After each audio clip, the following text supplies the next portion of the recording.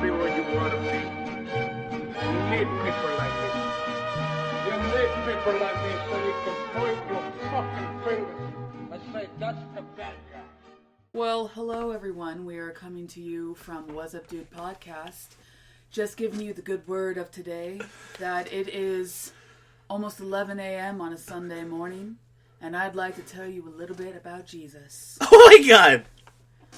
He is a motherfucker! I hate that dude! He owes me money!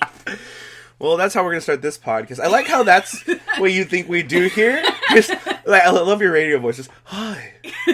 This is the Wassup Dude Podcast, and It's cool 97. What talk radio do you listen to? When I was a kid, my dad... Before we get into this, we should probably introduce ourselves and do that whole thing. Alright. What's up, people that I know that listen to this, which is mostly my friends and some random guy.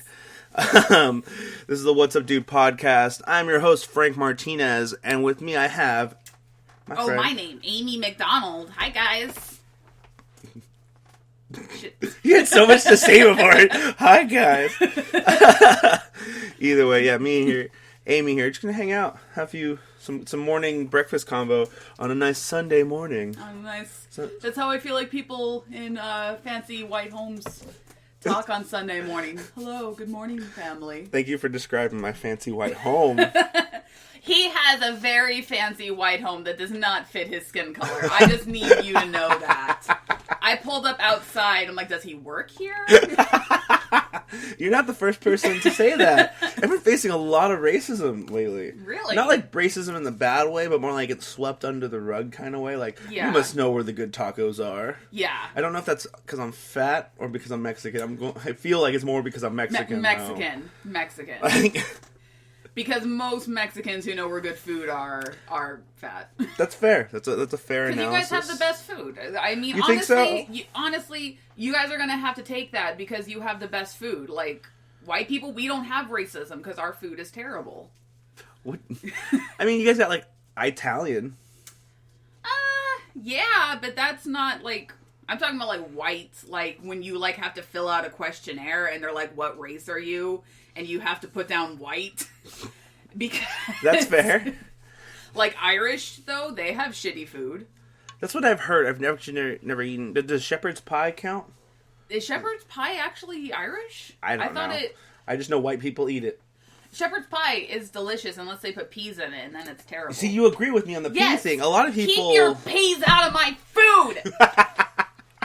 See, I'm not about the peas either, but people, for whatever reason, love shitty peas. Food only. It's not even like good peas that they got out of their garden and put in food. It's like frozen peas that are manufactured in a factory. Don't your peas come from a factory? I mean, they do. It's just the picture that you put in my head was just like every time so I'm watching, industrial. I love on Facebook because of that Tasty thing. Like, all of my videos on Facebook are nothing but food by Tasty. What's Tasty? Tasty's that video thing that's on Facebook where it shows you how to make really delicious food. I thought those... Oh, yeah. I've seen some things like that. Tasty is one of them. Okay. And, like, I'll be watching Tasty, and whenever they're making, like, a casserole or something extremely white, they'll be like, and add peas. And I'm like, and... You know, the one thing I've always wanted to try... That's like a white food, is meatloaf. I've never had meatloaf. You've never had... Okay, we're going to the store. We need beef. We need Worcestershire. The stuff that comes in a bottle that no one can say. Don't look at me. I know you're looking at the screen like, I can fucking say... Try it. Try it right now, motherfuckers. I fucking dare you. Say Worcester, and then send me a message of your voice saying Worcester... Fuck you, alright? And your damn sauce that no one can say. I like how you're so mad at the future listeners of this podcast. You're so angry. Oh my god. I have a lot of anger about things I can't say. Worcester. Fuck you. I don't know. Shire. I call it the Shire, actually.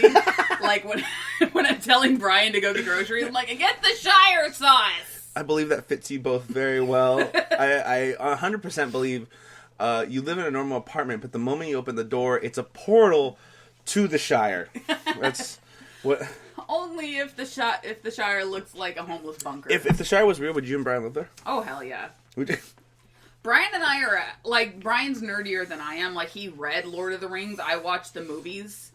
And I attempted to read the books. See, people have this opinion of me sometimes that I read a lot of books. I don't. I actually, I watch a lot of movies that have books. And, I too read the books. oh, fuck you. I tried. I really tried. No, they are. It's really hard, because just the way he words things. Yes. It's just like, upon the Dragon Lord. It's like trying to read a King James Bible. Yeah. I mean, I found it a lot easier to read a King James Bible, actually. The good part is, this one. Going into it, you already know it's fiction. Yeah, but when you read a King James Bible, you're usually assuming that if you don't, you're going to hell. There's a little bit of pressure behind it. That's like, thou shalt read this Bible, or thou shalt go to hell. All right, I'll figure out the wording. What verse is that one? That's great. I would love that. Dude, when I was a Christian, like, people fucking told me that I had to read certain, like, I was in a car. I used to go do missionaries in Mexico. Mm-hmm. In the little town where we built, like, a community for, like, battered women and children called Casa de Pastor. And, like, we're driving there. I'm there to help people. And these two fuckers in the front seat, I'm, like, not even paying attention to them. I'm listening to music, and they're like, Hey, Amy, what Bible do you read? I'm like, I don't know, the Christian one? King James or New Living Testament?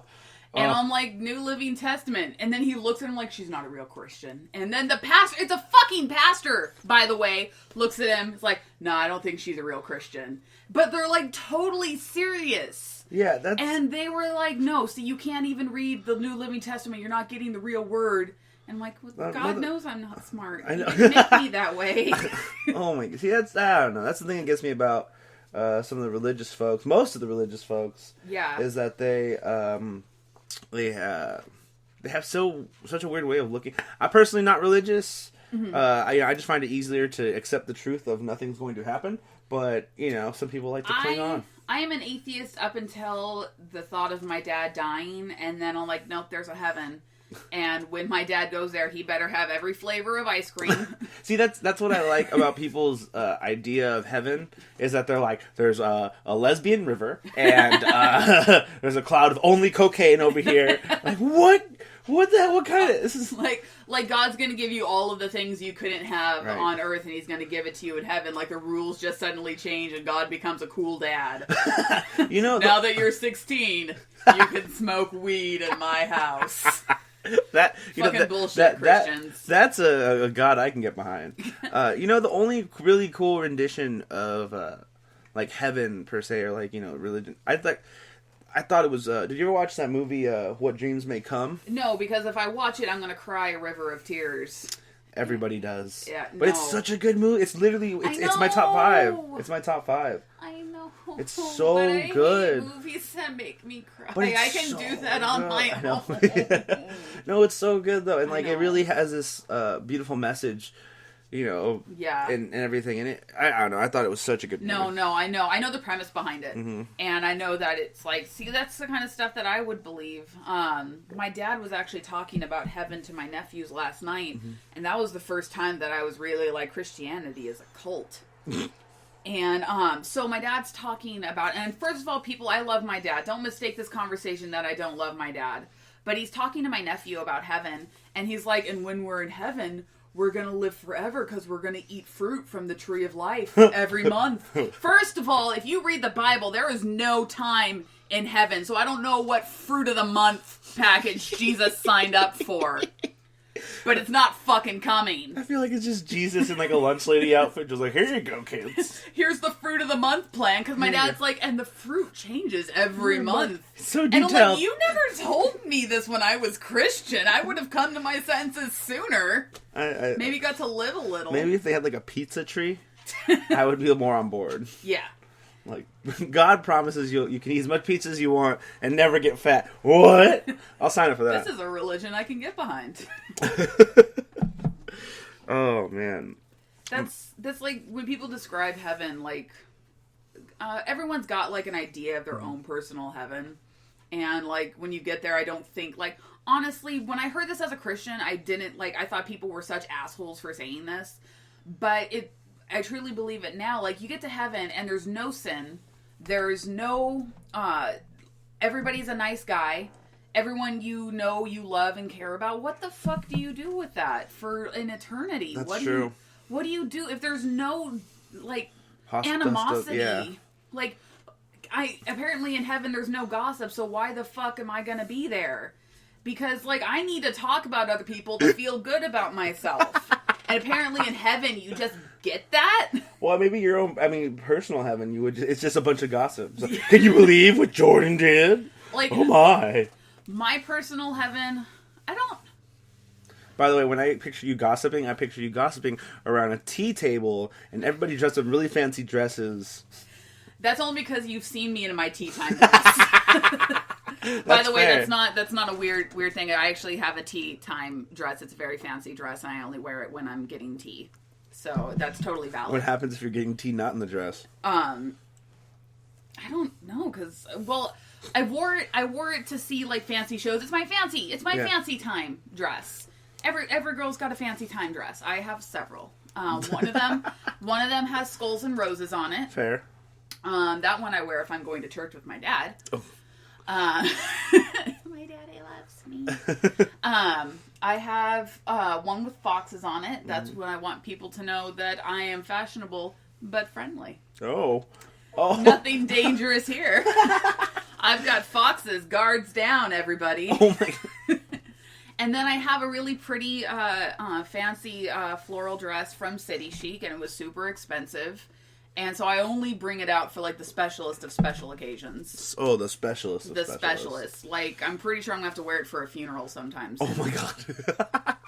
You're planning your funeral outfits ahead of time. Okay, that's not weird. That's not weird. I'm pretty sure I just go with anything black. Because if you go with any other color, you're an asshole. What? I can't wear white? I can't wear white to this funeral right now? That's some bullshit. Martha would have loved it. Well, at my grandma's wedding on my husband's side, that's what we did. We were instructed to wear colors that grandma liked. And grandma liked blue and yellow. So it was perfectly fine that we all showed up in blue and yellow. You know what? Rocky Osborne, a good friend of ours, owner. Hi, Rocky. Former owner of Ace's Comedy Club, now owner of 3rd Street Live in Old Town Temecula. Head on down. That's commercial break. That's great. But yeah, no, Rocky, we were talking one time in the green room of what was Ace's Comedy Club.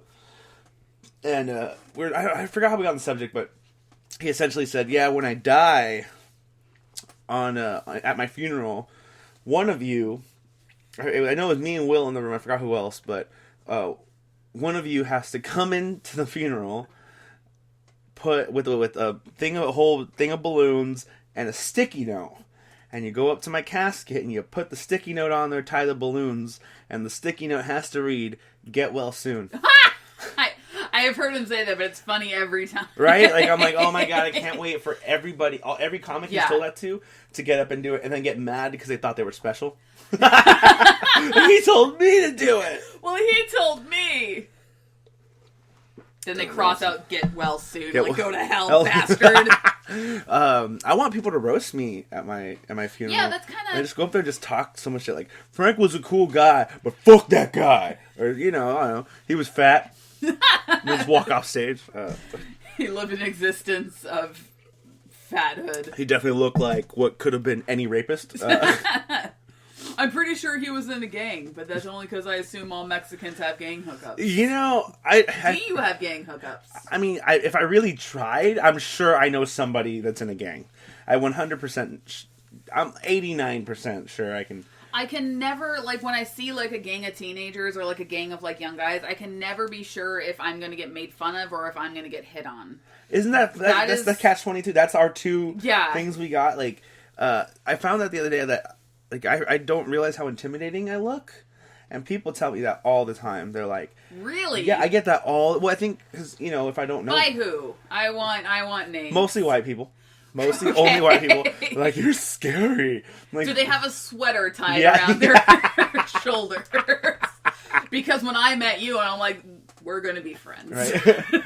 least intimidating guy in the room. See, that's how I feel, and I forget that, but people tell me that all the time. They're like, yeah, you look shit. Like, you definitely look like you're either going to steal from me or just take me. I'm like, those are the two things I got. I think it's funny that they say take me. Like, whenever someone says take me, that sounds like a romantic thing. See, that's what I took it as too, and they're like, no, I think you're going to take me and sell me on the black market. I'm like, oh my god. I mean, selling an adult on the black market. He's too old. He's too old. You know, it tripped me out. I didn't realize that that's like a real fear among women. Like, I had a friend tell me, Among pretty women. She took... No one's pulling over and grabbing my fat ass. Shut up, baby. Oh my god. We're gonna need 3 guys. We're gonna need 3 guys. Someone grab her legs. We need 2 people for the top. Holy shit, those legs are bigger than I thought. 4 people. 4 people. You know what? Fuck it. Keep driving. There's a 9-year-old down the street. Oh, that's what they would do to a 9-year-old. Oh, they're worth more. I'm no. like Meg from Family Guy. Oh my gosh, shut up. Like the music they would play for me, like selling me. Womp, womp, womp. But there'd be that one weirdo guy. First of all, I have to say this. I'm a big woman. For those of you who don't know me, I'm a really big woman. And I do not find it attractive when thin men hit on me and tell me that they like big women, because I will assume you are the creepiest person ever, especially if you are a person who wears a fedora and hits on fat women. Like, I assume you have like a million rape fantasies that I do not want to participate in, and I will find it offensive. I didn't realize there was like a men with fedora. Fedora thing is a big thing with me. Fedoras should be worn by men 20 years and younger. You hit 21, the fedora comes off, you creepy motherfucker. Oh my god, that's so great. But, like, just guys with fedoras will randomly just like, hey. Yeah, or, really, like... What's your name? When a fat guy hits on me, I'm like, okay, we're equals. We both know we can't do much better.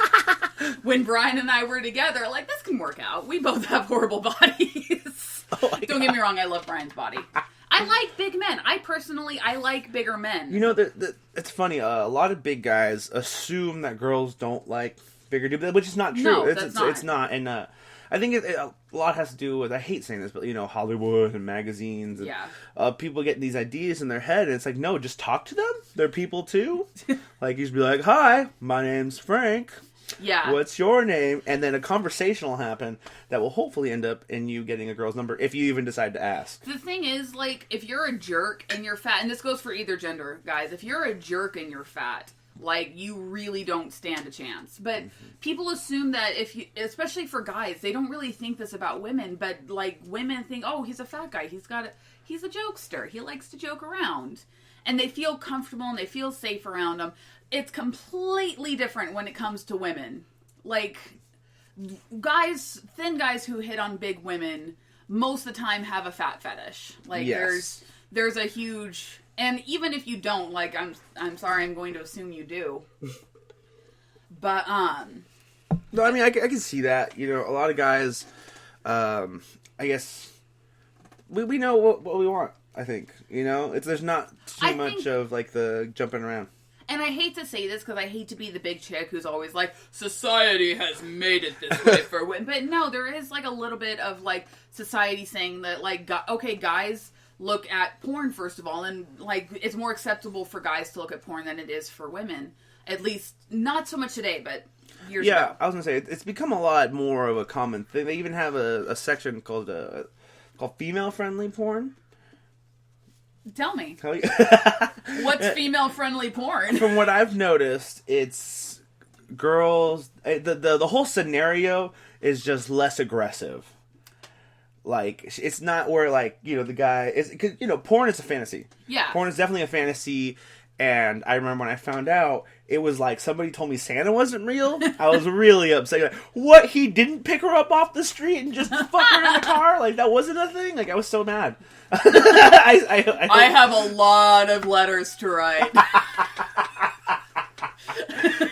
Oh, dear Veronica, I know our court date is coming up soon.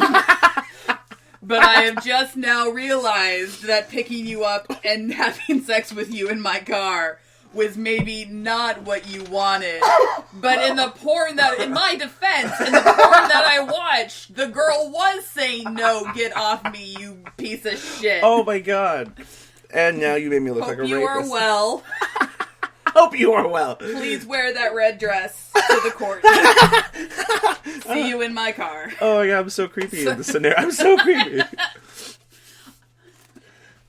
I remember when I found out Brian watched porn, and that, like, my whole world crumbled. Really? Like, I've heard this from girls, they're like, especially when you're in a relationship, they're like, why? And they feel betrayed. I'm like, it has nothing to do. It's not like, you know, I'm like, oh, I want that. I mean, kinda, but not really. Like, that was my biggest fear, was that, like, for years even well into we're married, like, he obviously made the decision that he wanted to be with me, and I'm still like, I can't look like women in porn. And he's like, I don't want that. 90% of the time, I do not want that. Oh yeah, because it's a fantasy. Most guys don't want what's in there. And the thing is, you think I want a girl, like, choking on shit? No! I hate it when I watch porn and she's like, I'm like, just take it out, put it back in slowly, calm down, just take a breath, and this, like, drool's dripping from her mouth. It's all a fantasy, because even the girls, even in the movies, they know what's up. And that's the thing, is people, some people don't realize that, unfortunately. And they think that's the real sex life. I'm like, shut the fuck up. Get the fuck out of here. And I think that's also, like, Brian and I were each other's first. And so we had, like, no... Oh, that's so sweet. We had, like, no idea that sex was going to be such an awkward, disgusting thing. Like, even now, we're like, that was fun. Can we shower now? My first time was in the back of a Honda Accord. Ah. In front of my house. Ah! And it was amazing. I did get felt up in front of my house. Did you? With my dad in the lawn. because that's how Christian white girls get off. Amy, there's binoculars. What are you doing? One time we were fooling around, because we fooled around, but, like, we never, like, the penis, the vagina, the going back and forth. Is that you can't say it, but I'm making a motion towards my vagina. Is that how you describe sex to people? The penis, vagina. Even now, like, it's so awkward. Like, we'll be like, so do you want to? And we'll just, like, kind of fondle each other, like, awkwardly. Like, yes. You know, okay, I always think it's funny when you're the first time you're hooking up with somebody, your mind goes, oh, this is going to be kind of strict basic stuff. But then every once in a while, you'll get a girl that just does really weird shit. Yeah, like, one time, this is going to get a little personal, but one time I had a girl just helicopter my dick, and I'm just like, what are you doing? What the fuck are you doing? How do you helicopter? She was just like... I'm like, sorry, I have, like, the Exorcist thing. Yeah. Where instead of vomit, it was just instead of an up and down motion, she was just around. Like, does that feel good? Nope, not one bit.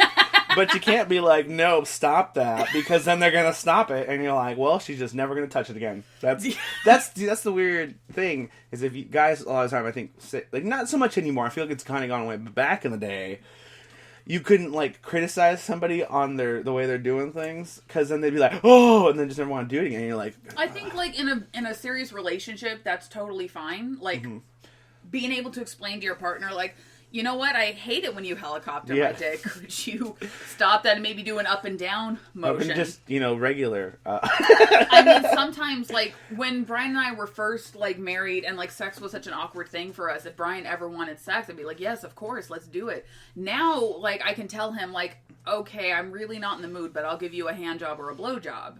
And that's perfectly, like, that's okay. See, I don't mind. I don't think any guy would be like, oh, how dare you, like, no. Everyone, yeah, like, or just, and that's the funny thing. I just want to know what guy made her helicopter his dick to make that a normal thing. That's like, that's really weird. I haven't even seen that in porn. Nobody's done that. Like, you know what? You should email her and tell her she has a job in porn. Because there's an untapped market of helicopter dicking. Treat it like a stripper pole, lady. Treat it like a stripper pole. Wait, what are you doing? Don't stop. I would die. Just like a month later, just every guy's like, have you done the helicopter? It's amazing. I didn't know there were so many names for stuff. Like apparently cowgirl. Oh yeah, like the sex positions. Yeah. Yeah. I didn't know that. Like, so before Brian and I got married, I was super religious up until probably 3 months before our wedding date, when I was finally like, I can't do this life anymore. Brian was already atheist for about a year. And I had just, like, me and God were just basically like, I'll call you later. And he's like, yeah, sure, that's fine. I'll be around. And then I'd call him and he wasn't there. And then he'd call me and I'm like, I'm busy. I'm on a date right now. And I'm taking this joke way too far. I'm busy. Call back. Call waiting. That's funny though. So 3 months before our wedding day, I was like, I can't do this anymore. God and I broke up. And it was a friendly thing. It was like, we'll be friends. And, so 3 months before our wedding date even, I was like, hey, I'm no longer Christian. Do you want to have sex? And he's like, you know what? We've made it this far. And then there was a part of me like, okay, no, that's cool. That's fine. I just offered you sex. It's fine. No, but I mean, I see where they come from in the sense that, like, if you're already there, but that's a super intense time to drop it. Wow. Yeah, it was like, because it was killing me. Like, being a Christian was like killing me. I already have mental health issues, and like I hear voices and shit, and like when one of those voices tells you it's God, you're like, all right, God, what would you like me to do today? Like, go to all of your ex-boyfriends' houses, leave them pamphlets about Christ on their doorstep, and then follow them for a week to see if they go to church, which is something I actually did. Oh my God. I didn't follow them around. Per se. Adam Hodge, if you are listening, I swear to God I'm not stalking you anymore. I swear to God. I'm so sorry. You have to understand. By the way, I don't care if you're Wiccan. I don't care if you're Wiccan, but I hope you're not anymore because you're an adult. I also hope you don't think you're a vampire anymore, but you know, to each his own, to each his own. I'm just saying you don't have to keep hiding your Facebook from me. I'm just saying you can have a Facebook where it's public and I can look for you and I could find you, and I'm not saying I will. You know what? I'll call you later. That's definitely not the creepiest thing I've ever heard you say. That's Adam Hodge was a boyfriend I had in high school that like ripped my heart out of my chest. Aww. And I was not medicated at the time. And I became a pretty good stalker. And my skills just jumped from 0 to 10 real fast. Like, I could spot him a mile away, and I'd run up to him like, hey, how's it going? What do you think that is, though? Like, I mean, it happens to both guys and girls that, like, something, you know, you end a relationship bad or whatever, either way, and then somebody will become, I don't want to say obsessed. No, obsessed is a good word. It's like they also, it's crazy, isn't that? Like, it's so weird. Like, I think part of the reason I wanted to get back together with him was so that I could break up with him in a shitty way. Yeah. And that I thought we had such a great relationship until, like, I finally got to a point like, no, this was horrible, but it still hurts. It was like I wanted him to say, no, it's okay. I don't actually hate you that much to break up with you in an email. Oh, that's so terrible. Yeah, it was, he got sick. In case I forget you guys can't see me. I'm making quotation marks with my hands. Not my feet. Anyways. We were having, like, a fancy time. We were in high school and, like, let's get married. And suddenly, we were talking online on AIM. Oh. Yeah. Oh, name drop. We were on AIM having a convo. And he's acting kind of weird, and so I just, like, call him, like, hey, is anything wrong? And he's like, no, I'm good. 5 minutes later, he calls me on the phone. He's like, no, Amy, something is wrong.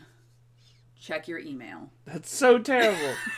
Check your email. And so I checked it. It's like 3 sentences long, by the way. Adam Hodge, if you're listening, you're a dick. And 3 sentences long. I don't think this is working out. I don't love you anymore. This relationship is over. So it, like, hit me really hard, and I can't even explain why. I thought that if I just talk to him enough that we can make it work. Yeah. Like, I think people assume that you can talk yourself out of way more situations than you actually can. Probably, yeah, I could see that. Maybe I could just convince them or something. Like, explain the situation. Yeah. No, they already know the situation. The situation is they don't love you anymore. And you just gotta move on because, like, honestly, that's carrying that pain around for longer than you have to. It's just dramatic. Just get over it. Or get medicated. Well, see, that's the thing. Anytime I go through some kind of heartbreak, first thing, extremely drunk. Yeah. First thing, I'm like, yeah, okay, cool, to the bar. Like, to the bar, I'm going to Uber my ass home later, because it's going to get pretty crazy up in her. I don't know, I think that's, for me at least, that's always been, like, the best remedy, like, right away, just boom. Then, after, usually the first 24 hours, and then after that, I'm like, okay, now time to start making some moves. Yeah. You know, so. What's your longest relationship? Almost 2 years. Okay. Almost so 2 years. You had a pretty. Did she break up with you? Did you? Yes, she broke up with me. So, because at first I was wondering, like, if. Oh. That's fine. No, go ahead. Sorry. Okay. Like, I've never known, like, how long you're. I don't know what the young kids do anymore. I've been with Brian for 8 years, and so by the time I got 21 and was able to drink, and wait, was I with Roman at that time? No, maybe, I don't know. Before I dated Brian, I dated a guy named Roman, and the breakup period was maybe like 6 to 7 months before Brian and I got together. And it's great because they were both in the same track team. I apparently like track guys. Oh, Brian ran track? Yeah, Brian. That's amazing. Brian, just to point this out, Brian definitely doesn't look like somebody who would run track. Brian looks like someone who would drive the van picking up the 9-year-old girls. You know what? I've now pictured Brian, same body as he has now in high school, with the track uniform, but with like one of those old school 70s vests and just a cigarette in his mouth. That's how I picture Brian running track. Just, hey guys. It's funny because he's told me stories about when he'd get home from running track, and he could, like, he was fit, like, he was pretty fit. But he'd, like, flex his muscles, and then he'd turn around to his butt and, like, flex his butt cheeks. Oh, my God. Which, I love Brian's butt. He does it for me, and I love it. I can't blame him. But Roman and him ran in the same track team.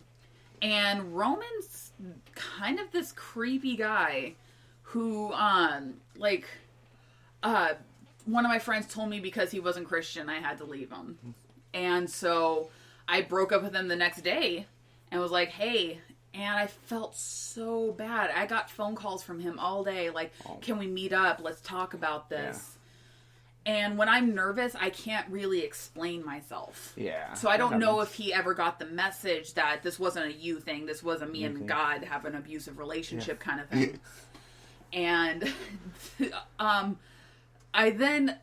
this is the situation that happened. We had gotten pictures taken maybe 2 weeks before this breakup. I got the pictures in the mail. And I asked my friend, I'm like, do I ask him if he wants any of the pictures? She's like, yeah, he helped pay for them. Yeah.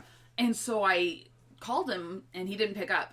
And I was like, hey, so I just have our pictures. I don't know if you want any of them.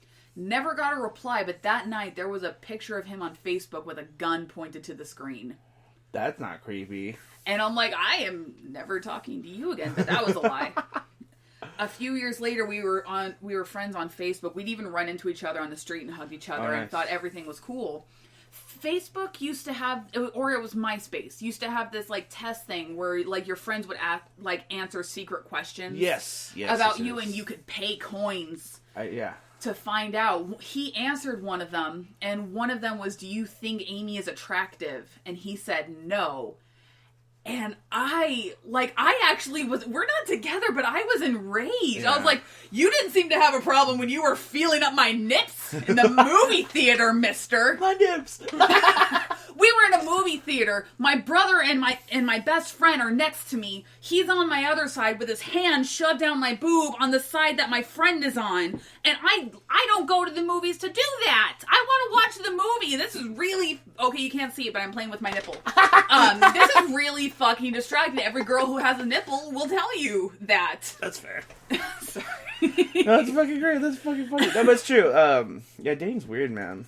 Like I said, my longest relationship was only 2 years, or almost 2 years, and I don't know, I haven't had, like, long relationships since. I have a hard time finding somebody who I feel like I can be myself around. Yeah. You know, and that's the hard part, especially being a comic. I feel like I shouldn't have to be hindered. Yeah. And then sometimes I just feel like they'll see the crazy, and then they're like, no. Yeah. No, and I'm so open that it's hard for me to let it out in little pieces, you know? Yeah, no, I totally get that. Especially when we found out that I was bipolar and borderline personality.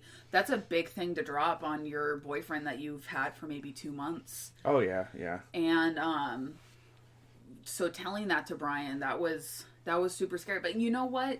The person who is meant for you, like, will totally see that crazy, and they won't see it as a hindrance to the relationship. They'll see it as, like, bonus points. Oh, yeah.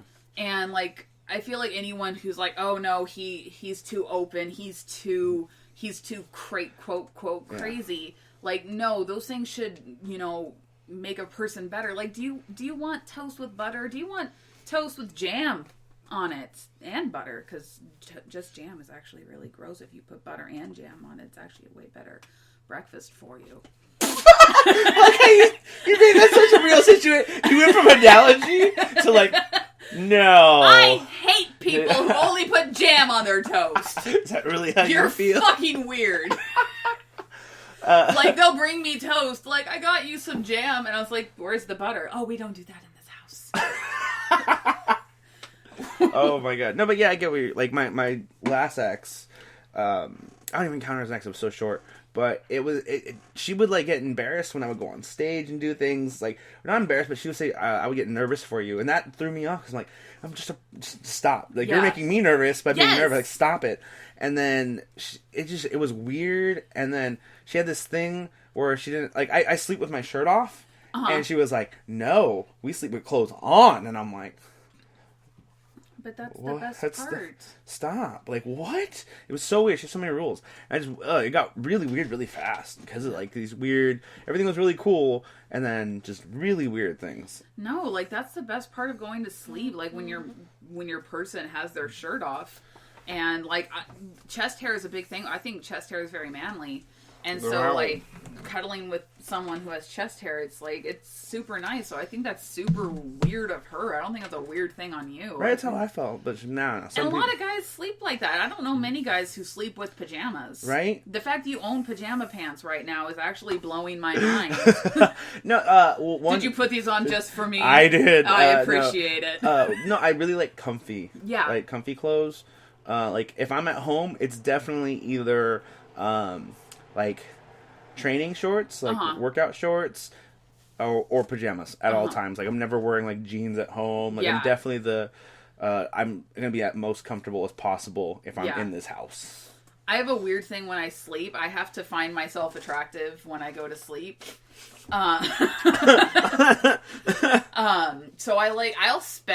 drop $40 on a pair of pajamas just to have really... And it started when I was a teenager after I saw Labyrinth. And I was worried if the Goblin King came to take me in my sleep that he would be like, you're completely not dressed for anything. Do you mind changing? I'm like, I'm sorry, I wasn't feeling good. I just threw these on. Here, let me find... Give me a minute. Just give me a minute. Does this nightgown work? Like, that's better, but it's a little breezy. He's so criticizing. He's so... Can you put on adventure clothes to sleep, please? You never know. And then he pulls out Sarah's blouse, and he's like, how about this? And I'm like, I really don't like that you keep bringing her up. I really don't like... Are you still talking to her? Oh, man.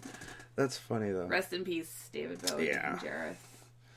You know what's crazy about that? So many musicians have been passing away. Like, for me, personally, I mean, David Bowie. I'm more of a fan of what David Bowie did for the music industry than his music. His music was good. I just wasn't one of the people that, you know, got really into it.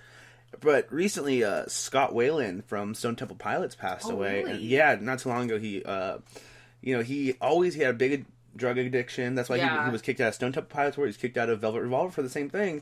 And yeah, you know, it just sucks that he just couldn't, after all those years, you know, all the hard rockers, you know, they've all stopped because, I mean, they understand, like, it's time to give it up, you know, and you can actually focus on real music now, not just a lifestyle. Like, when you're getting over a drug addiction, though, like, it's so much, there's so much going into it, because anything can set you off. Yeah. And having a good support behind you, the less support you have, the harder it is going to be for you to get off drugs. And I'm sad to hear that he passed away from drug addiction, because drug addiction is not. I've seen, for any of you considering drugs right now, please don't. I work as I'm only a CNA, but I've actually been an ER tech for like 3 years, and watching people come in from tripping off like like PCP. That's a big one. I had a guy who was addicted to PCP, and dude, like, I would never want to go through that. For like 3 hours, he's in our gurney and he's strapped to the bed, just screaming and asking Jesus to come rescue him. And I felt so, I have panic attacks, and I don't think that's close to anything of what that guy was going through. Yeah. In the morning, I was still with him, and he woke up and he was like, whoa, where am I? And I'm like, you're in the hospital, dumb shit. And his mom was like, you need to go into rehab. And he's like, no, I don't want to go to rehab. And I finally stood up and I talked to him. I'm like, this is none of my business. But if I videotaped what you went through last night, there was no way on earth you would say no to rehab. Yeah. And he's like, all right, I'll go. I don't know if he actually did. He might have just been saying it to be nice. Like, just make her think she made a difference. No, that's crazy. Like, I'm personally, I'd like to smoke a little ganja every now and then. I've done shrooms. I've done, I'm a big advocate of the psychedelics, personally. And, but I mean, when it comes to the hard stuff, I just don't understand. Like, we're so educated now on what that stuff does to you. And you still, like, I don't like teeth. Let me do math. That sounds good. That's a good trade-off, Yeah. And, it's just so crazy. I like stealing my neighbor's VCR. And selling it for drugs, Being a person who's been in the psych hospital more than a handful of times, I've had to watch a few drug videos in my lifetime. And the people who get hooked on this stuff, like, that's never an option for them. They're like, I just want to feel better. Like, most people who are on drugs actually do have a mental illness, but they don't know how to treat it, or they're scared of getting treatment for it. And so they'll take something because someone says, oh, this will make you feel good. Yeah. And they'll take it, and they never think that, like, oh, I'm going to steal my neighbor's VCR. They never think that it's going to affect them like it affects other people. Yeah. Which I think just makes you an idiot. Yeah, that's true. Like, what makes you so special that drugs won't affect you? Right? Like, you're not a unique little snowflake. You're just like every other human being who has ever done drugs. No, there is no such thing as a little meth. There is no such thing as a little coke. There is you in the middle of Skid Row freaking the shit out. True that. Plus, I don't know, it's so many things can go wrong. Yeah. It's like, I mean, I would give me something that's going to make food taste better. Yeah. Or that's going to give me a better sensation versus just, nope, this is my lifestyle, sticking needles in my arm and fucking shit up. Like, that doesn't sound fun. I actually really like people on heroin. Now, okay, let me back up. Let me rephrase that. The people who I've encountered on heroin are way nicer than the people I have encountered on, like, crack or because heroin just makes them mellow out, right? Like, they're just like, and they just kind of chill out, and they don't. Yeah, and so when they come in, like, one guy, he's full completely on heroin, and he had uncontrollable movements of his arms. And I went up to him like, man, you okay? He's like, yeah, I just did some heroin. I'm fine. And I was like, can I get you a sandwich? It's not until, like, they're like starting to fiend that they get kind of crazy, huh? Because when they're coming down, that's when because their nerve endings start coming back to life for like 2 seconds, and then I've had a few patients on it where they've, like, I lost my train of thought. Heroin, back to heroin. Just how they present themselves, and what's sad is, like, when you wean yourself off heroin, like, you can't wean yourself, you have to be hospitalized. Yeah. You have to, because people have to watch you to make sure you don't die. Alcohol and heroin are the things, when you come off of, you can die from. Like, alcohol? Yeah, alcohol. Well, the withdrawals from alcohol can kill you. I've heard that. I've never seen... my doctor called me an alcoholic purely from how often I drank, but not so much, like, I've never, like, been someplace and, like, oh, I have to have drink. But I've only seen it, like, in movies where you see somebody, like, they're, like, fiending, or, like, they say, oh, I'm never gonna have a drink, and they sneak away, and they're, like, pounding a fucking beer and shit, and now they have to drink SEMA for the rest of their life. Yeah, that's, Brian's dad was a big alcoholic. Really? He would, vodka was his drink, and he'd say he'd be getting clean, and so they'd let him come live with him again. And then they'd find vodka bottles, like, in plant. Like, he wasn't good at hiding it, because a lot of alcoholics, when they are binge drinking and they're relapsing, they want people to know that they need help. And so instead of, like, throwing the bottles out, like, driving somewhere and throwing the bottles out, they'll hide them, like, he would hide them in planters, behind tables, trying to make a light fixture out of it. Like, oh, that's just the new light fixture I made. And... But, and so he actually passed away, last year. Oh, shit. Just finally got so sick that, alcohol is, like, one of the worst things to die from. Like, that life is so miserable. That's so crazy to me. Yeah, and it's just fucked up. I mean, don't get me wrong, I party quite often. Yeah. But I would hate to be, I'm glad I don't really have, like, an addictive personality where it's really easy for me to, like, enjoy something, except for food. Like, that's the one thing, like, pizza? Yes, please! I hate that food is like an addiction you're allowed to have unless you're fat. Right?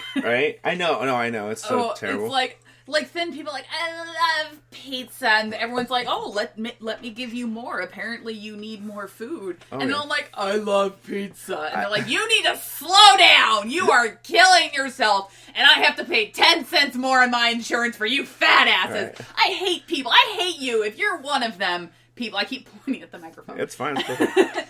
If you're one of those people who's like, oh, fat people are causing my insurance to go up, like, really? So are smokers. Can you pick on the smokers for a little while? Isn't that weird how, well, it's not cool to smoke anymore. No. Which is good. Cool. No, but it's weird now, like, people are, like, pestered by you if you smoke. Yeah. Which is a good thing, because, it's not good for you. Yeah. But it's still not, like, I want to say people still won't, like, make a big deal about it to people anymore still, Well, like, my thing is, like, just leave people alone. Just... Right? My thing with smoking is that if you're doing it around people, when people are like, hey, can you not do that? I'd rather not breathe it in. And you're a dick and you blow smoke in their face. Like, you're an asshole. But most of the time, smokers are actually really nice people. Like, do you care if I smoke around you?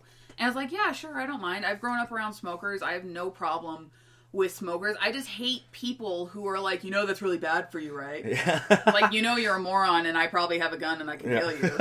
That's also not good for your health. I do hate people that kind of stick their nose in no one's... How do you feel about the whole vape thing? You know what? My thing about vape and about e-cigarettes, or like anything that you have to take the stuff out to clean it, is my only thing is just clean it very well, because we had a patient who was not cleaning out his vape, and a bacteria formed in his lungs. Oh, yeah. And he nearly died. I actually don't know what happened to him. I heard about it from a friend. And so just make sure you're cleaning out your equipment, because if that bacteria gets in there, those are your lungs. You kind of need those, and you only get 2 of them. So other than that, like, I think you're a douchebag if you do it, but only, like... Because I've seen the people who do it, and they look like douchebags. No, it's true. That's the... I had to explain this last night. I don't hate people who vape. I hate the culture of it. Yeah. Like, I actually... I don't know if you know this, but they have these things called vape lounges. Yeah. And, it's where they congregate and hang out, kind of. And, yeah. I've never wanted to go to one. I've never had one. I want to stay far away from that, because that sounds dumb. And my friend, I was talking with him, and he was like, hey, you want to come hang out? I'm running errands. We could just hang out. I'm like, cool. And so we're hanging out. He basically tricks me into going into a vape lounge. And we show up at the place, and I don't want to fucking go in there. He's like, come on. I'm like, fine. So I walk in there, and it was the gayest thing I've ever seen in my life. And by that, I mean it was like a sea of dudes inside this place. And they were all excited to be there. No women, just a bunch of guys. And 2 guys in the middle. We're having sex. Basically. But they were doing what's called a vape battle. Oh God! Please explain this. Yes, it's amazing. A vape battle is what happens is I guess, like, because the whole thing around the vape is who can blow the biggest cloud, who can blow the biggest, most obnoxious thing. They just want who can be a dragon for a day. That's kind of their whole thing. And so what happens is they go in the middle and they just suck on their vapes as long as they can and see who can blow out this dragon cloud, and then whoever has the biggest cloud wins. And, like, it was crazy. Like, this guy, oh shit, oh, like, he was so excited, and I'm like, you are retarded. Like, it was so Yeah. dumb. And then, like, one of them won by, God. well, I don't know how they measure, but whatever. What did he win? And, no, you don't win anything. This is What's the thing. the point? You win respect. For Oh my the God. because that's how you get respect. That's how you get these respect. days. And the guy who builds because each individual vape has what's called a mod, which is like basically the setup of like how much smoke versus how long it lasts, whatever. And so they have builders who like just sit there and build all these kinds of devices. And then if you can have the biggest cloud, now we're gonna buy T Marks. I feel like that's a regular name amongst the vape people. And we're by T Marks mod, and then that's how you come up in the mod world. See, that's what I'm saying, people, is that, like, I see you smoking vape, and I'm just assuming that you're a douchebag. And now I have proof that you're all douchebags. What makes me laugh, too, is that, like, I know a lot of people who smoke vape, and they still smoke cigarettes. Yeah. Like, I'm like, isn't the whole point of vaping to not... I like how they have to make flavors of it. Like, this tastes like candy, or you can eat candy and it won't give you cancer. See, the flavors get me too, because there's never like a regular flavor. It's always like the double bubble green, or like just like the gayest thing you can imagine. I have at my day job, I have an associate, and I always ask him like, well, what are you smoking today? He's like, oh, unicorn butthole, or just like some. To be fair, weed has really weird names like that. I would... You know what? The weed, though, has, like, I think, more creative names that kind of... They're not all about being really pretty. I'm going to look cute. up unicorn butthole later today, and if I find weed, I'm going to call you on that bullshit. All right, that's fair. But I know that's how... I was at work, and one of my managers was in the back room vaping. This is the problem that I have with vaping, is that people think, oh, it's not cigarettes, I can still smoke it wherever I want. I'm kind of okay with it, as long as you're not being distracting. Like, if you're not... Like, I'm trying to eat, and then you're blowing it in my face, that would piss me off. Yeah. But it is water vapor, right? Or something like that? Yeah, but... So, I don't know. A lot of things don't really bother me. It would just bother me if you like picked up a small child and like right in his face, just blow it all in his face. Like, there you go, kid, and then put it back down. I now know what I'm doing with my nieces this weekend. Let me blow in your face. Which brings me to the subject of children. Do you think if your kids are good kids? Mm-hmm. If they do their homework, if they don't start fights in school, if they're generally appropriate kids, and they would only do it around you, are you okay with kids swearing? Swearing? Yeah. Of course. Oh, thank you! So I think it's funny. I think it's the funniest thing in the world. I know! I got some heat from friends and family members. My nieces are really good kids. They go to school, they do their homework, they like theater. And so I'm around my nieces, and they're in middle school. I know they do it anyways. Yeah. And so my oldest niece, Kaylin, is like, what the f... And then she stops, and I'm like, you can say it. I don't care. And we had a great big... we were driving home, and that means that I can swear around them. And so we're driving home, and they wanted to know what words meant. And they're like, what does bastard mean? And I'm like, bastard means that you were born out of wedlock. It means that you were born out of marriage. And so they're like, so... And I'm like, so Kaylin is a bastard. And everyone giggled and laughed. And then Kylie was like, what about me? And they're like, you're also a bastard, Kylie. And Jocelyn is I think you just get joy out of calling little kids bastards. I really do. And then Jocelyn was like, what about me? And I'm like, you're not a bastard, you're just a little bitch. And then I flicked her in the face. And I will remember that moment forever with my nieces. When you were setting this up, I thought for sure you were going to say you're okay with kids smoking weed. Oh, no. Because that's, to me, cussing wasn't even, like, a thing. Like, I mean, in my household, they didn't really appreciate it. Mm-hmm. They knew I did it, but just not in front of them kind of thing. Yeah. And, to me... Just don't sound stupid. Yeah. Don't sound dumb. Like, and I used to cuss a lot. I still do, but I mean it was like fuck every other word. And it's like just don't sound dumb. Like, and that's the thing is if you're not disrespecting somebody, like if you're not cussing. Like if I caught my kid like going up to her going like, you're a fucking bitch. Oh yeah. And mind you, if she was kind of being a bitch, I would be more mad that he was. Cause I'm a really big not about disrespecting women unless they're disrespecting you. Yeah. That's my kind of thing, is mutual respect among everyone. Yeah. Now, if she, like, kicked him in the dick first, do it. Yeah. Go ahead. But if he's using it in a way where it's just demeaning and rude to this person for no reason, then yes, I would have a complete...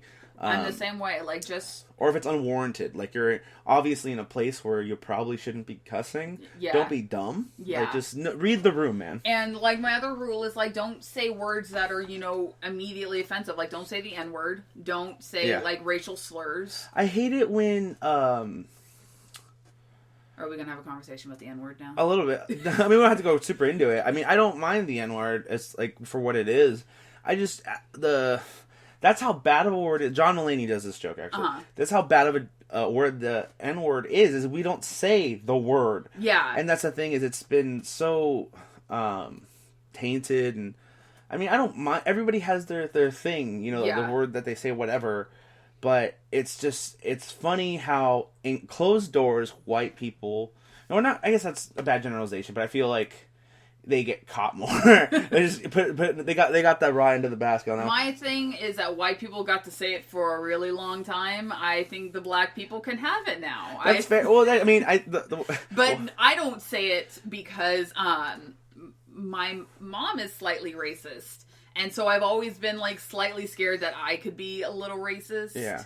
And so, like, I'm terrified of the N-word. Okay, so when you might like it. Like, you're just saying, oh, now I know. This is a life changer. Now I just want to say it, like, 3 times in a row and see if a black person Is that how you think it works? Slaps the shit out of Oh, my God. No, one night I was running the soundboard at Aces. And for those of you who don't know, at the Aces Comedy Club...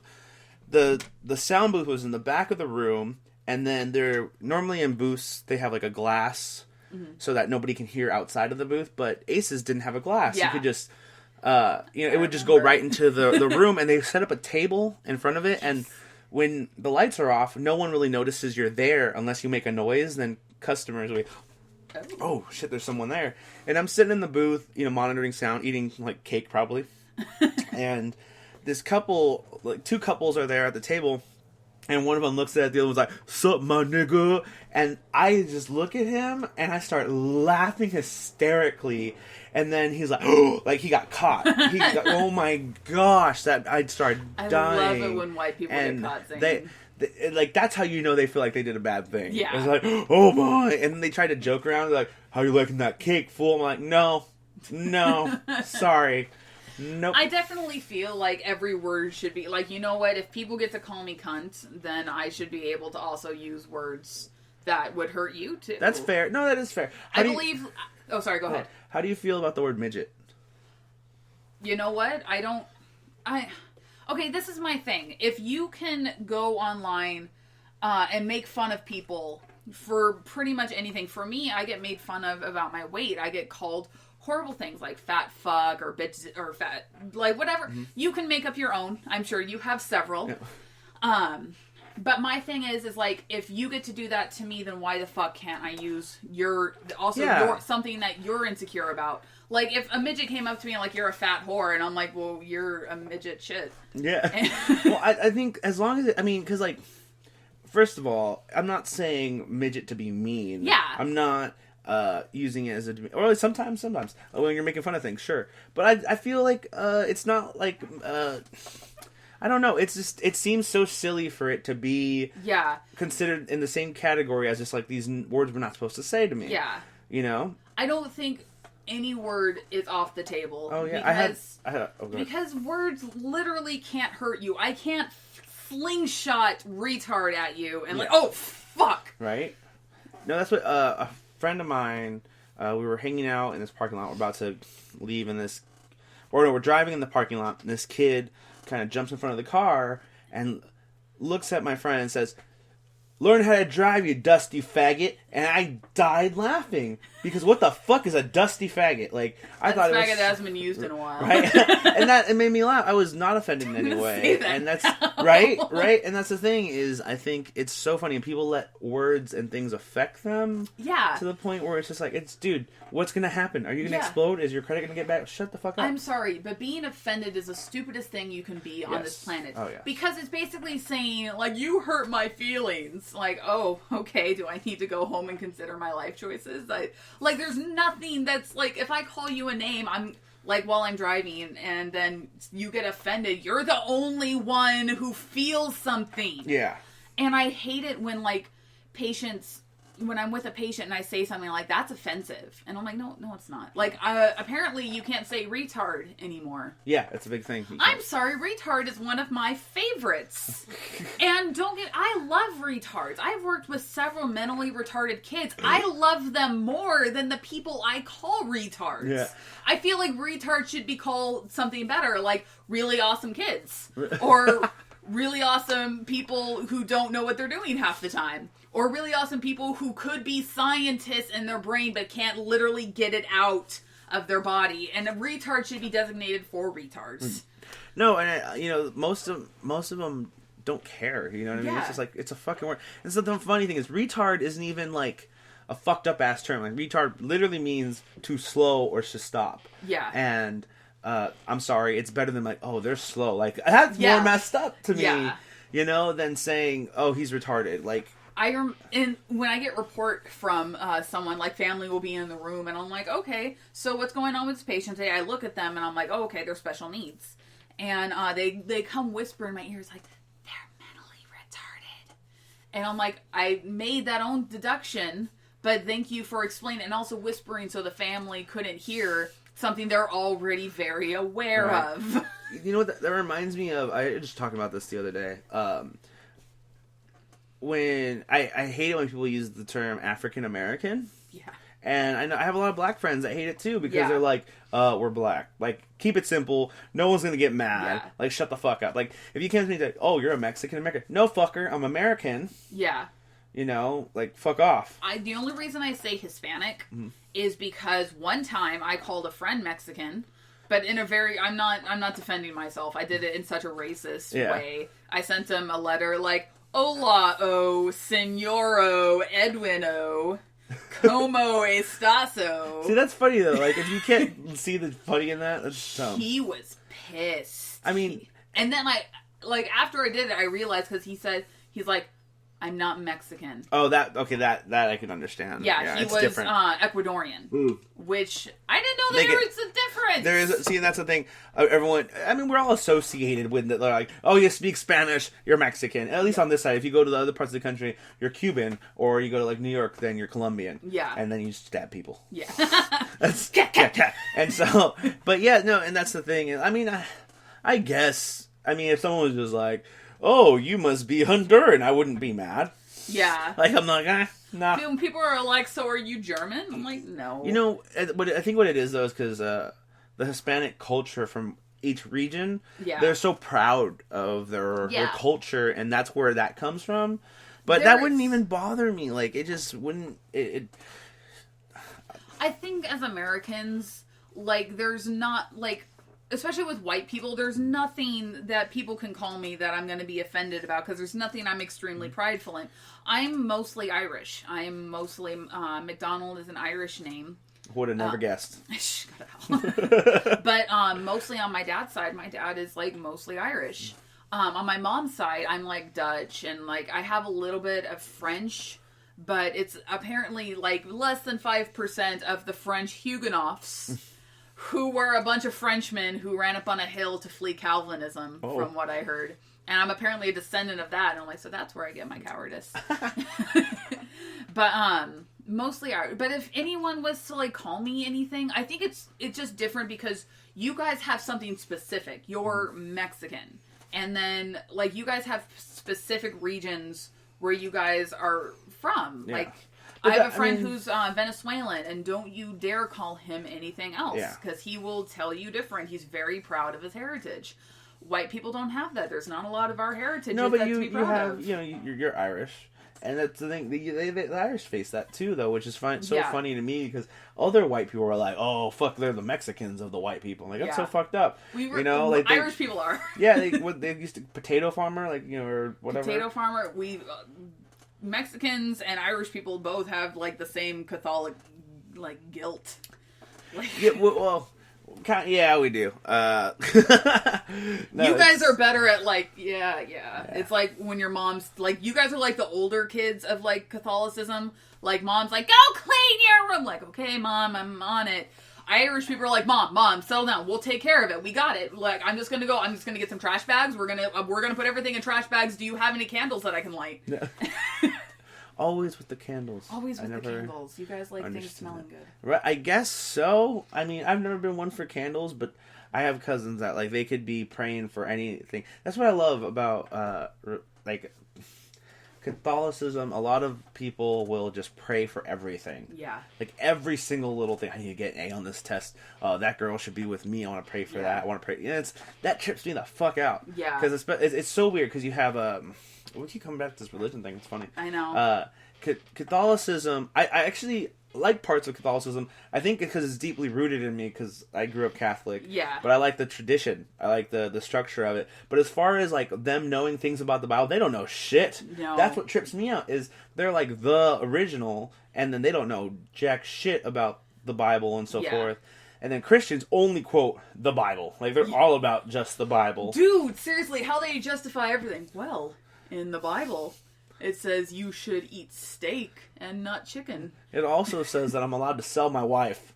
Yes. I remember as a Christian, because I read the whole Bible except for Revelation. Revelation was the only book of the Bible I did not read. And so, why was that? Sorry, I have a huge fear of the end of the world. I actually have a really... the reason I haven't gone to college, for years, was because as a Christian I believed... Because they'll tell you every week at church, so these are the end of days. Oh, yeah. It's always... I hate I find it's been the end of days since, 73. Yeah. Even before that. Every pastor you talk to, well, in the end times. And I'm like, bitch, stop talking about the end times, because it's freaking me the fuck out. So in my head, I was like, well, I shouldn't go to college, because apparently I don't want to go to heaven with debt. Have you seen... I like how it's just bankroll over to heaven cash. You get to heaven, and Peter's like, all right, your total is 80 grand.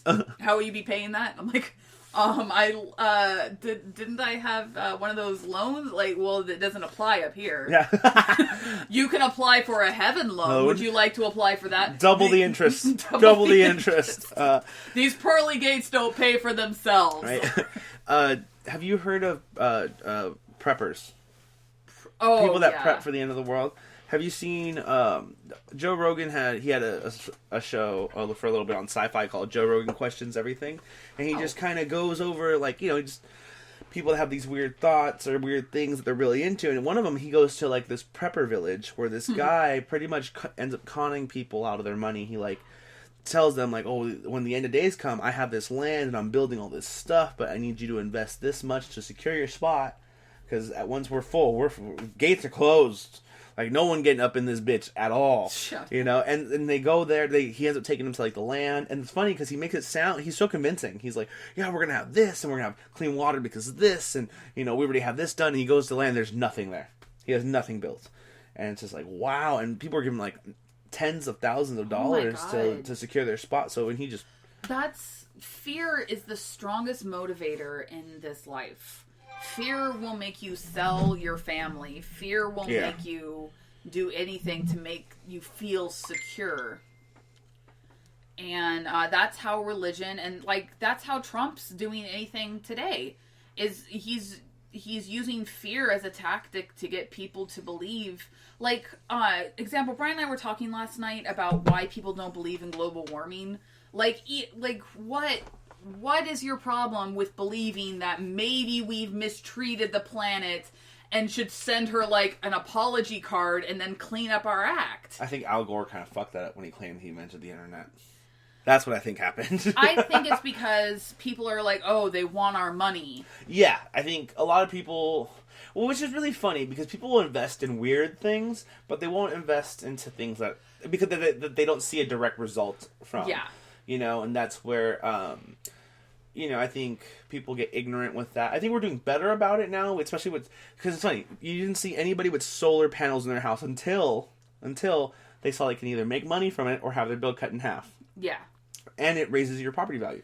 Yeah. So, now I can be quote-unquote green while making money. And have you heard these people talk like, those are my solar panels? Oh, we have solar panels, so yeah. Oh, God. Yeah, well, you know what's good about solar panels? Year-round heating and AC. Really? Because it's like 40 degrees in here. I like it cold. Back off. I hate you. Do you have a jacket that I could possibly borrow? Does this one smell? No. I don't like it. You know, like, thank you for hating my fashion choices. I like it though, because like for those of you who have not had the privilege of being in Frank's room, that's gonna be. I knew this was gonna come up. Go ahead. I felt so neat as Frank. I thought we were gonna be in like the kitchen somewhere, and he's like, "All right, let's go up to my bedroom," and I'm like, "Ooh, this is going fast." That's how I like to move. Now, do you invite all your friends to do your podcast? I do. No, well, one, it's secluded in here. It's a big enough room to where it's not too cramped. Mm-hmm. It's also my fortress of solitude, so it kind of... I think you're going to make better of the space. I know, I'm going to. I need to move things around. But I like that you have, like, especially your t-shirt pile, all of your t-shirts. Hey, all folded. All folded. Did your mom fold them? I folded them. Okay. All right. We don't have folded laundry in our apartment. Really? You just my mom will even offer to fold our laundry. She'll come over. Can I fold some laundry? No, Mom, you can't fold our laundry. No, I'm redoing this whole space. This is where I'm pointing. None of you know where it is. My closet. Where are you going to put the Sully? The Sully? I don't know. I haven't decided. I want to build a shelf where I can have all my I don't want to say stuffed animals. They're totally stuffed animals. They're plushes. That's what the kids call them now, the plushes. No, but I do, I have a lot of odds and collectibles in the room, which doesn't help getting me laid at all. Unless you're a comic, then most people are like, oh, yeah. Yeah. No, yeah.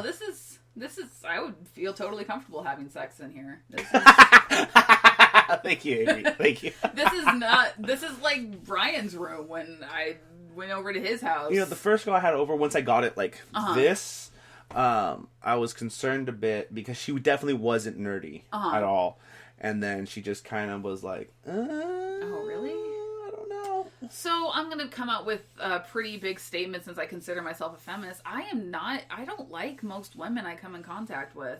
Most women I deal with, I don't know if it's just inbred in me to hate them.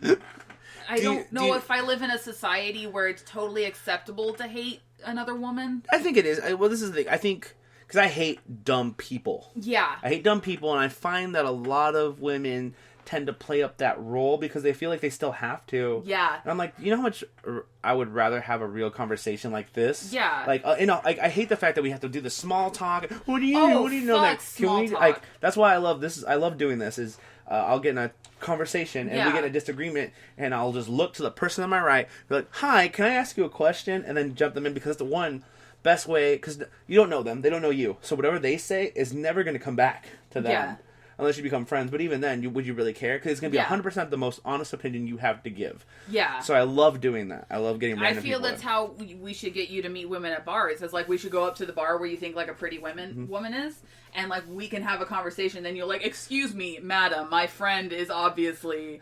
And then whatever she says, you just agree with. Literally my only move. Literally the only way I talk to women. She could be like, "I feel like if you abort babies, you abort Jesus." And you'd be like, "I totally agree." And then I'll punch both of you in the face. No, at that point, I'm just, oh man, I can't. No, you know what's funny? I thrive at parties. More than I do at bars. Because bars... parties, I can easily make myself the funniest person there. Same here. So I don't mind it. Where bars, I have to compete, and that gets annoying to me. See, the only time, this is how weird I am. When I go to parties with my, I call them layman friends. These are my hospital friends. I will immediately become the funniest person in the room.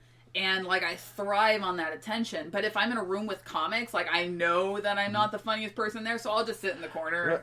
I love it when I'm with comics, though, because it's... Yeah, there might be someone funnier than you, but you can always add to that. That's the one thing. As a comic, for the most part, will never hear you say something and then not try to see where you're going with it. Like, you give people more of a chance, I think, when you're a comic, because you kind of... I think I'm just more nervous, and as soon as I get nervous, I'm no longer funny. Like, yeah, I think that happens to me too. Where if I get nervous, I just tend to kind of clam up a little bit. I'm never in a room of people and like think, oh, I'm better than them, so I have to show. It's never like that. Yeah. It's like if I don't immediately assert my dominance. Then yeah, I know how you feel. And like I'm like that, and I hate it when I go out with friends. And so you'll see me sometimes like in a group of like 3 or more of us that like I'll actually kind of like back down a little bit and kind of sense like people's energies. And because sorry guys, I believe in that shit. No, I think even as somebody who doesn't, as an atheist, I do feel you're going to give off a certain kind of energy, or even body language, same difference. Yeah. And if you're giving off just like nervousness, or you're giving off certain things, it's going to be read and interpreted even subconsciously a different way than if you would have been confident. I've had to sit with patients in psych before, and I'll be sitting there, and all of a sudden I'll feel like a shift. It's really weird. I'll feel a shift of energy in the room, and then I'll actually see the person start waking up. And I've done nothing, like, I'll even be, like, reading a book at the time, and then I'll just feel a shift, and then I look up, and they're moving their leg, or they're rubbing their face, and then they're, but I've also, like, when I'm sitting there and I'm getting nervous, like, because sitting in a dark room all night with nothing but silence will make you think about life. Oh, for sure. And I'll be sitting there, and I'll start getting nervous, and then I can feel... This sounds like such bullshit, and I'm aware of that, guys. I know. But it feels like my energy goes to them, and they can sense it, and they'll wake up. And it's really weird. It's like, I actually do believe in a lot of, like, energy. I actually believe that I can read some micro-expressions. Like, in high school, I did a trick, which wasn't a trick at all. It was just... watching people with body language and the little expressions they make on their face. I would do this trick where I'd be like, I know nothing about you. The thing is, I have to know nothing about you. I can't know, like, you can't, almost to the point, like, you can't even say a sentence to me. And then I'll sit there and I'm like, I'm going to tell you about yourself. And they'll be like, okay. And I would spout off, like, you're actually very shy in a group of people, but when you're one-on-one, you're very flamboyant and fun. And I just started picking out little traits about people, and they'd be like, oh my god, you're so right. Do you think that's the same thing as, though, like, how quote-unquote psychics use, that's all, yeah. And it's just... Like, someone who's actually pretending to be a real psychic, not like the people who you call, and like, and what's your name? Facebook. Yeah. I'm getting a thing. You're having a rocky relationship with your boyfriend, and you're also a blabbermouth, and like telling your friends all of the bullshit in your life. Oh my god, you're so right. I can't do psychics, man. Like, it's just... I think they're fun. It just bothers the whole thing, because I feel like it's such a sham, such a hoax, that I'm just like, ugh. Like, I've had patients read my palms before, which I think they're doing the same thing that I've done. Yeah. Like, they'll grab my hand, and they'll say, over here you had a major trauma in your life, possibly when you were in your teens.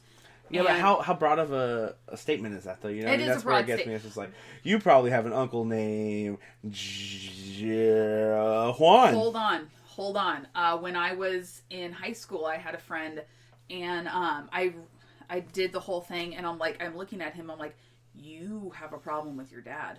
And like, I was looking at him like, holy shit, you hate your dad. And like, he like teared up, and he's like, how do you know that? Found out his dad was molesting him. Oh, that sucks. That's the worst.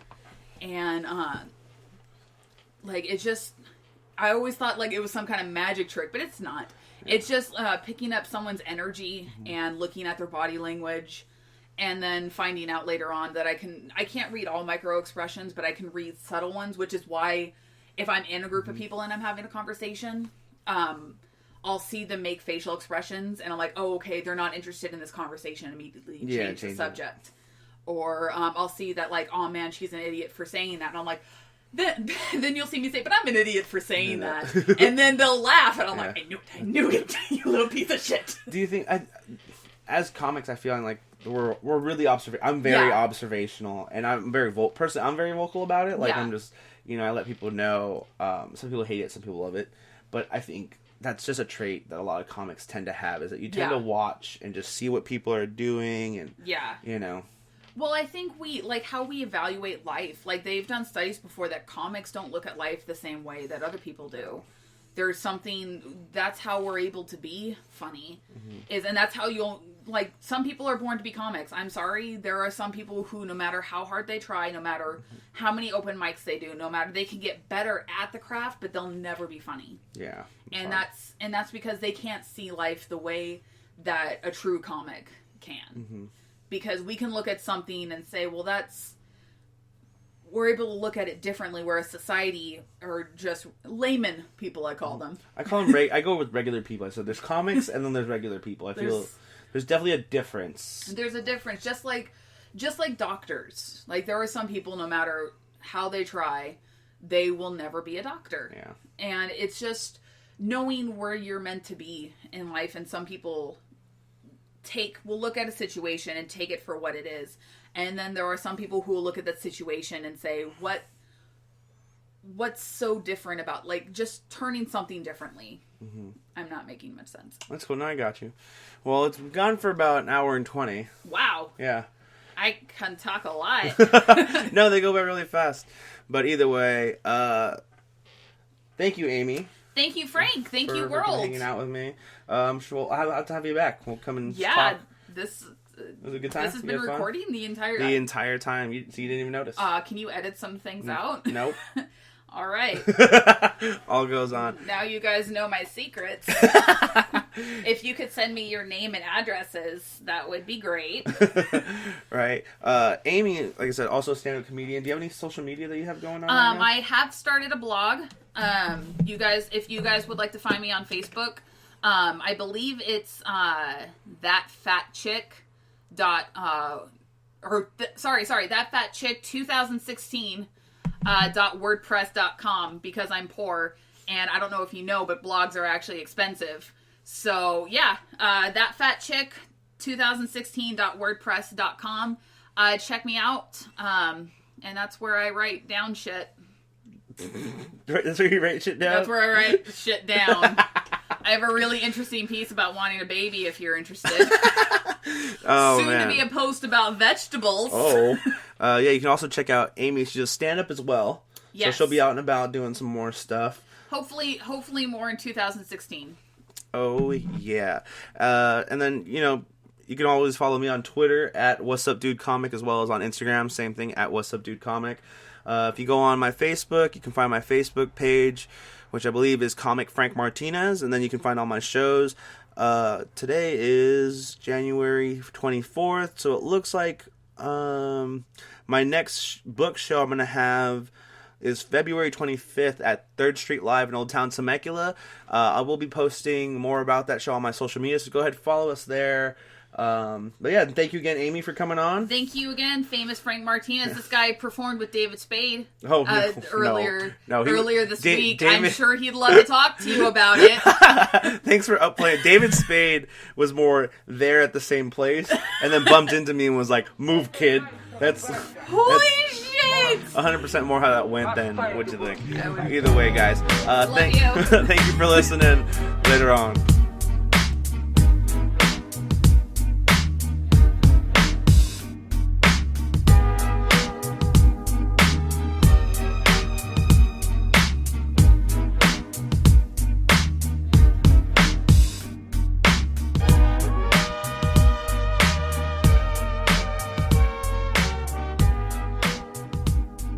Wassup, Dude Productions.